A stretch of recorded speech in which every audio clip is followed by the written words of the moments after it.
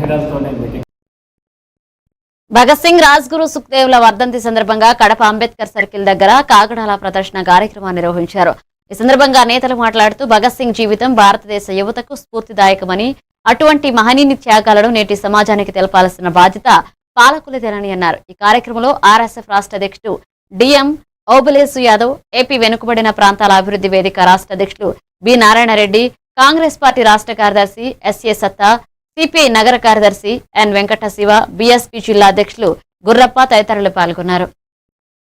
మరోలేనివి రాజ్గురు సుఖదేవు వాళ్ళను కూడా ఈ రోజు గురి తీసిన రోజు, అది చాలా బాధాకరం. మరి మనకు త్యాగధనులను మరొకసారి వాళ్ళ త్యాగాన్ని గుర్తు చేసుకోవటం చాలా సంతోషకరమైనటువంటి విషయం.